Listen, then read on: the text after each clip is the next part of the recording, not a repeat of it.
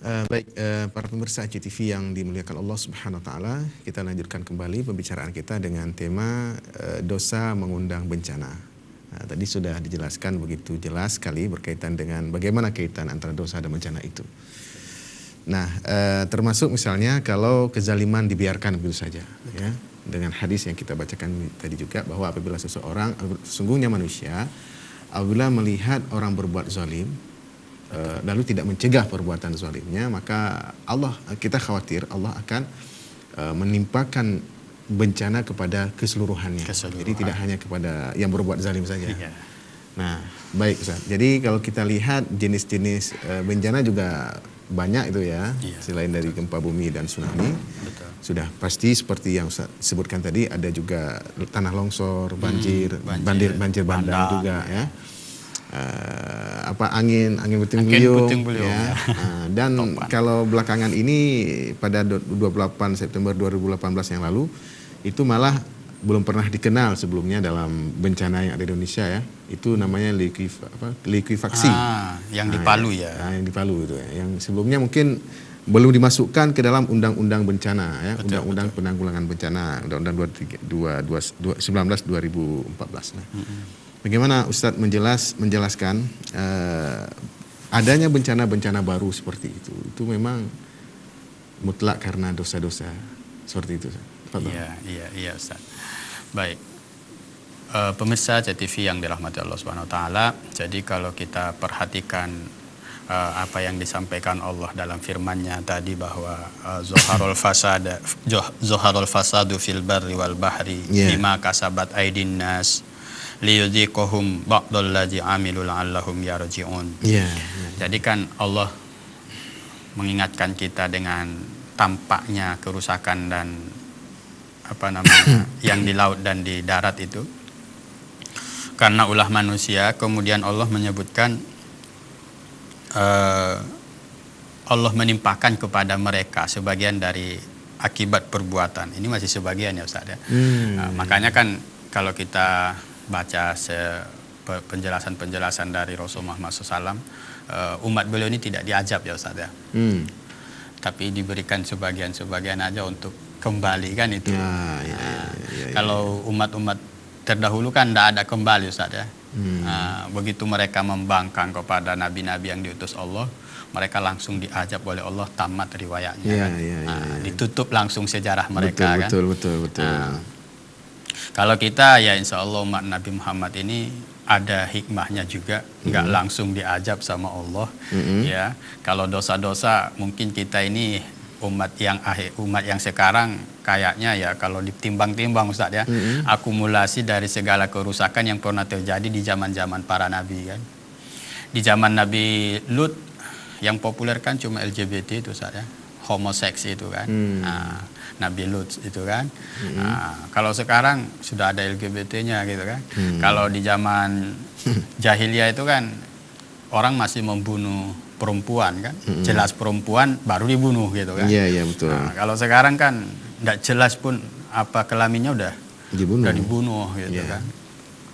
Jadi kalau dulu orang-orang kayanya memang hartanya beredar di antara mereka, tapi masih ada sisi-sisi kedermawanannya gitu ya, masih ada sisi-sisi manusianya gitu kan. Kalau sekarang kan sudah ngumpulin semua harta itu, kalau bisa jangan netes gitu sama yang lain gitu, kecuali harta itu berputar di antara mereka aja gitu kan. Padahal perbuatan-perbuatan itu kan sudah dicela oleh Allah Ta'ala kan Ustaz ya.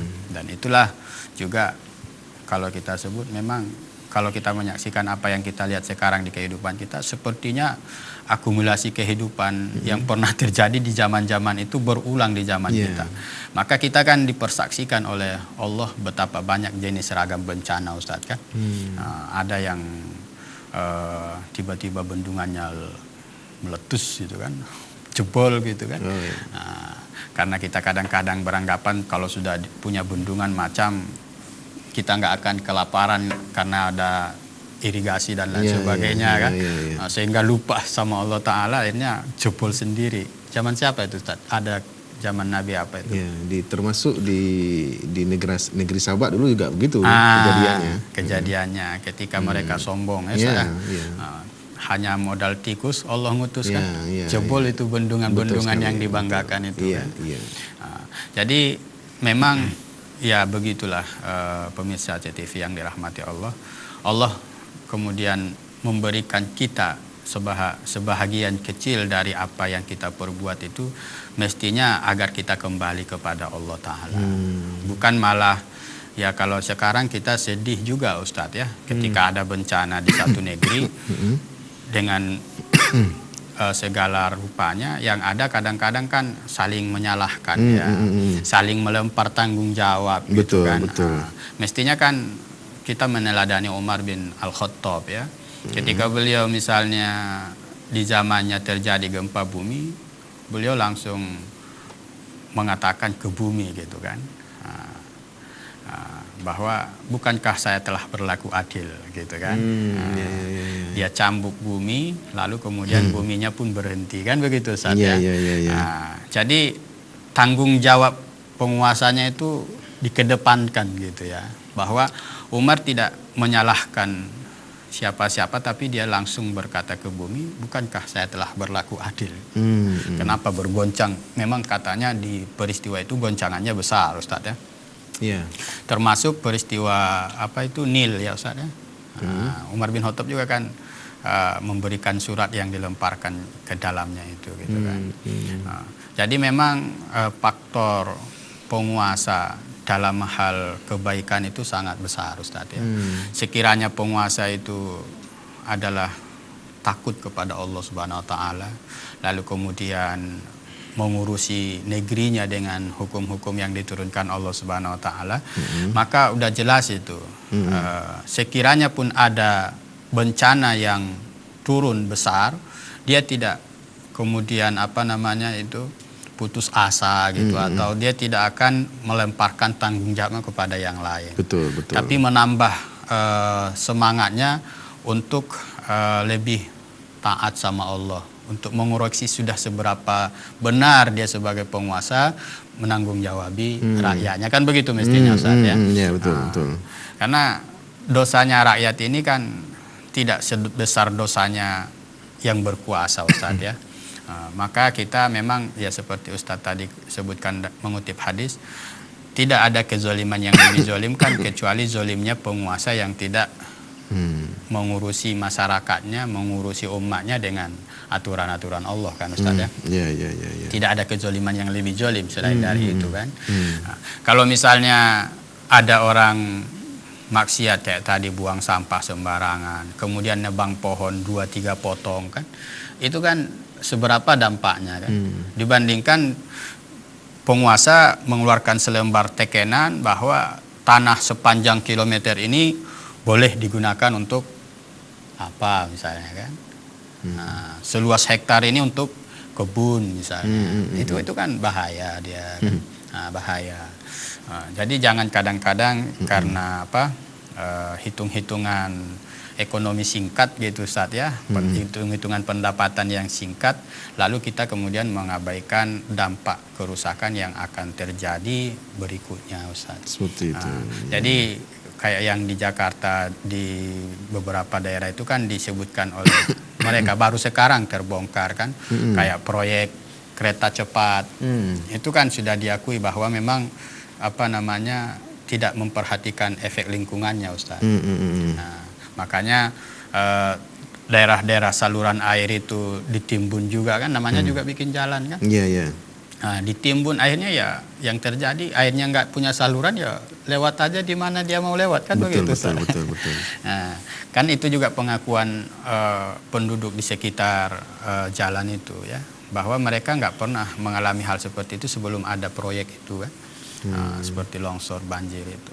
Jadi memang sangat besar Ustadz pengaruh dosa ini terhadap bencana. Kalau kita bicara individu ya pasti ada juga sumbangsihnya. Masyarakat yang diam kayak Ustadz sebut tadi. Kalau masyarakatnya abai, tidak peduli, merasa cukup dengan kebaikan, kan itu juga pelajaran ya Ustadz ya. Bahwa ketika Allah menurunkan sebuah peristiwa besar itu membawa daya rusak, yang kena kan bukan hanya yang berbuat rusak kayak Ustaz Ya, sebutkan ya, tadi betul, mengutip betul. hadis kan. Yang rajin ke masjid juga kebanjiran, yang nggak ke masjid kebanjiran gitu kan. Yang senang berzikir juga kebanjiran. Artinya apa? Betul hadis Rasulullah tadi itu saya. Ya. Nah, bahwa saat bencana itu datang tidak hanya akan menimpa orang-orang zalim, tapi juga orang-orang yang ada di sekitarnya. Maka itu kita jangan pernah merasa cukup menjadi orang baik saja. Tapi kita juga harus berperan sebagai orang yang mengajak pada kebaikan ya Ustaz ya. Betul. Kita jangan hanya benci pada kebencian, tapi kita juga harus mencegah orang-orang mengundang ataupun berperilaku yang mendatangkan bencana ya Ustaz kan. Bahwa mengajak kebaikan nggak mencegah kemungkaran juga kan nggak baik Ustaz ya. Makanya kan paketnya itu dalam Al-Quran disebut mengajak pada kemakrufan, mencegah dari kemungkaran Ustaz ya. Jadi bukan hanya mengajak kepada kebaikan. Baik, kita terima dulu nih Ustaz, ada yang ingin interaktif. Assalamualaikum. Iya, silakan Pak Hashim di Ketapang. Waalaikumsalam warahmatullahi wabarakatuh.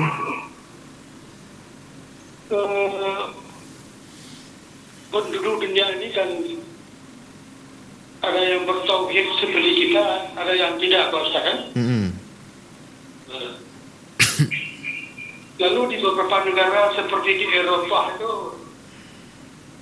ada yang terkenal sangat makmur, malah disebut kehidupan mereka sangat Islami. Kita tidak usah percakapkan benar atau tidak Islami ini. Iya. Tapi sikapnya mereka sangat makmur. Betul. Norwegia, Swedia misalkan, dan lain-lain, Finlandia, Denmark. Nah, pertanyaan saya, apakah di negara-negara seperti yang kita sebutkan tadi ini ada juga bencana seperti kita ini? Itu saja, mungkin karena pemimpinnya baik, adil, walaupun tidak Islam, tapi mereka mungkin memerintah secara Islam ya. Iya. Anak-anak sedikit, tapi dia agak moralnya bagus. Itu saja, terima kasih.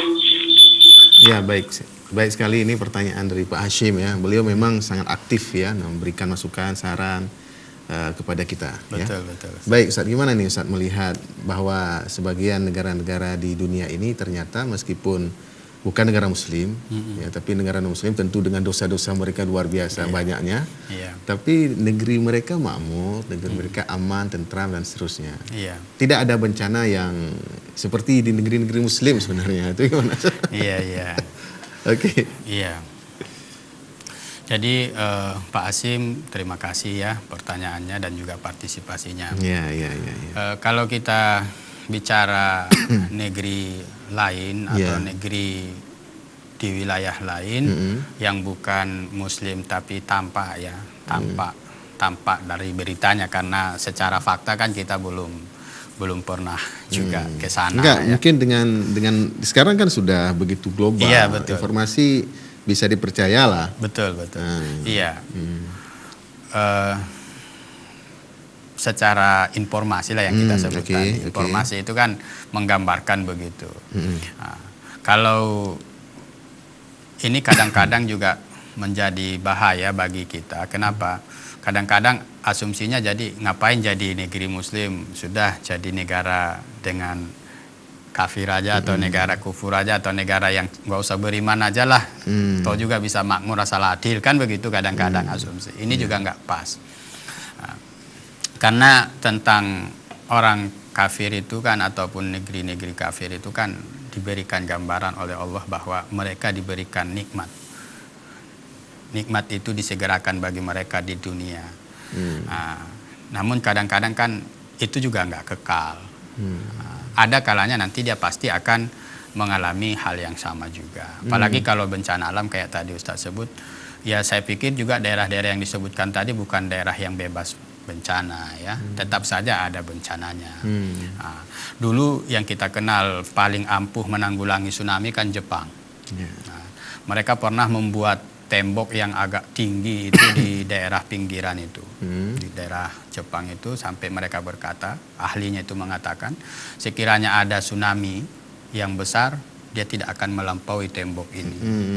Namun apa kata tidak lama setelah itu terjadi tsunami yang besar di Jepang, tembok-temboknya sekalian tumbang, kan begitu. Bahkan kantor yang dibanggakan sebagai tempat risetnya itu pun tenggelam juga, kan gitu. Itu pernah terjadi peristiwa. Iya.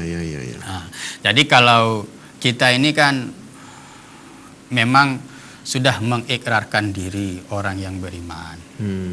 Kan beda ya Ustadz ya. Yeah. Nah, kan Allah juga telah mengatakan kabura maqtan indallahi antaqulu ma la taf'alun. Nah, jadi kemurkaan Allah atas yang berkata tapi tidak berbuat kan tentu berbeda terhadap yang memang dia tidak berkata atau tidak mendeklarasikan diri sebagai negeri yang bertuhan misalnya, kan Ustadz ya. Nah, Yeah. Kalau kita kan sudah mendeklarasikan diri, sudah mengakui diri bahwa kita orang-orang yang beriman. Lalu ada bencana-bencana yang datang kepada kita, maka kita seperti yang dikehendaki Allah mestinya kembali ya, kembali kepada apa dosa yang kita buat, kewajiban apa yang kita tinggalkan, dan haram apa yang kita perbuat. Kan itu kalau dosa itu kan di dua perkara itu aja Ustaz ya. Kewajiban apa yang kita tinggalkan, haram apa yang kita laksanakan, kan itu. Kalau di luar hukum yang ini kan tidak terlalu berbahaya bagi kehidupan kita kan. Misalnya kita nggak mengerjakan yang sunnah-sunnah misalnya kan, abai dengan yang makruh, banyak mengerjakan yang mubah, ini kan nggak terlalu mengundang bencana. Tapi kalau kita udah meninggalkan yang wajib-wajib, mengerjakan banyak yang haram, ini udah pasti membuka bencana gitu saya. Jadi saya pikir ya Pak Asim, ada perbedaan antara negeri kita memang yang sudah mengakui diri sebagai orang-orang atau kumpulan orang-orang yang beriman gitu kan, dengan negeri yang memang mereka tidak mengakui hal seperti itu. Tapi kadang-kadang percayalah bahwa hal-hal seperti itu ketika membuat mereka kufur kan itu ya Ustaz ya. Kalau membuat kemakmuran-kemakmuran yang mereka anggap itu hanya karena usaha mereka, ada kalanya Allah juga akan cabut dengan caranya begitu. Nah. Ya, jadi ini Ustaz, mungkin yang dimaksud beliau karena mungkin negeri-negeri Muslim juga mengabaikan sunatullah. Iya. Ya, bahwa sesungguhnya sunatullah itu kan tidak pernah berubah itu. Ya, bahwa kalau seseorang itu rajin dia akan pandai ya kan, kalau malas dia bodoh dan seterusnya. Kalau kita lihat dari penjelasan dari badan-badan yang sudah menangani penanggulangan bencana secara khusus kayak BNPB atau BNPB ya. Kalau di daerah-daerah itu BPBD, itu dijelaskan bahwa ternyata di negeri kita ini memang daerah bencana, daerah rawan bencana.